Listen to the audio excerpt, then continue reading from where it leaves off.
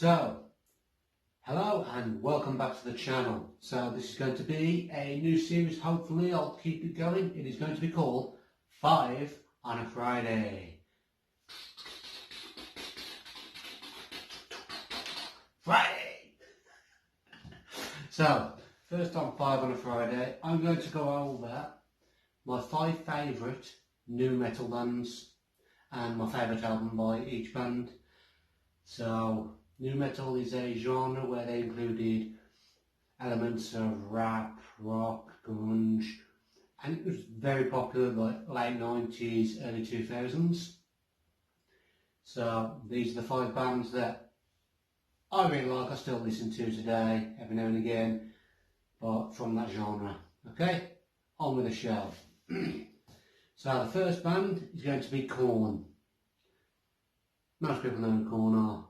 Their first album came out in 1994, it was called Korn. Then the next one came out in 96, Life is Peachy.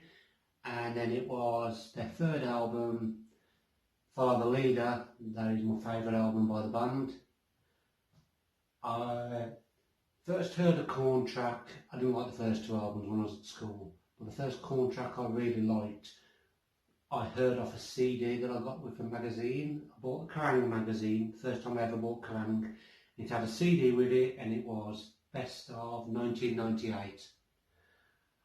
I've been trying to look through the lot for that CD to show you guys, but at the moment still no luck on it. But it had the song by Korn on there called Got the Life, and it's still my favourite track by the band. I think it's absolutely brilliant. So that's the first band, go and check out Korn. The next one, we'll go to year 2000 and everything was about Fred Durst. I used to dress like Fred Durst. I had the caps backwards, skateboarding gear, and it was just, what was the film? Mission Impossible 2 came out and they did the theme tune to it. But the track that actually got me into it was Break Stuff, and it starts, the way it starts, dun, dun, dun, dun. It's just one of those days when you don't want to wake up. Everybody sucks. You don't really know why, but you want to justify ripping someone's head off. No human contact, but if you interact, you'll have his own contract. Your best bet is to stay away, motherfucker. It's just one of those days. It's all about the he said, she said bullshit. Fantastic, brilliant. Still, at the moment, not with the nightclubs closed, but when you used to go to a nightclub or a rock club or wherever, when that song kicks in, the whole audience just goes apeshit, goes mental, and it is fantastic. It's that actually watching the videos that actually got me into like Eminem, because he's in the video to Break Stuff, and I was like, and me personally, I do think that because how big Bizkit were, because it was rap metal, that they influenced how the British people looked at hip-hop, and I think hip-hop wouldn't be as popular if it wasn't for Limp Bizkit. That is just my opinion. So, but the best album by them, Significant Other.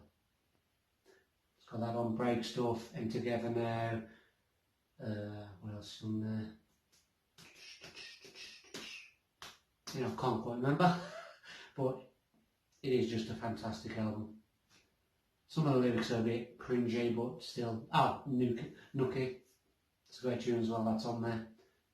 So, the third band, well, we go, I believe like these next 3 bands were the next step in the new metal scene.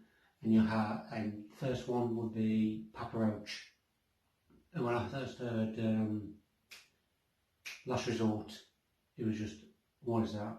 I got the album Infest. I think Infest is a great album, but the second half, I think it has a bit, but still got some great tracks on like Blood Brothers, Between Angels and Insects, fantastic tune, Last Resort, Broken Home, but it's still not my favourite album by the band. My favourite album is, and I've got the connection, I always say that's a great album. It is a good album, but my favourite album is Getting Away with Murder from 2005.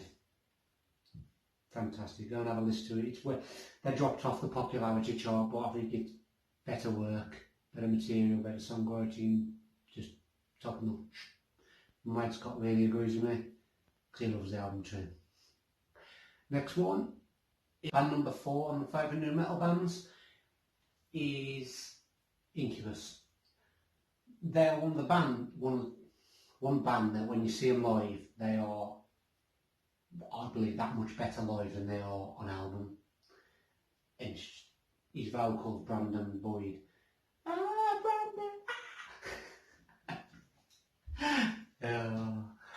His vocals are amazing live. I remember seeing him at Download, it was 2006, and the people are all like, I don't understand why these like second headlining acts, and I was like, just because they're a bit mellow compared to other bands on that day, and like, oh, I'm not going to rock your mountain, but they were just amazing, and he just sounds so much better. It's now screaming, he knows how to sing. The old band are tighted, as they say.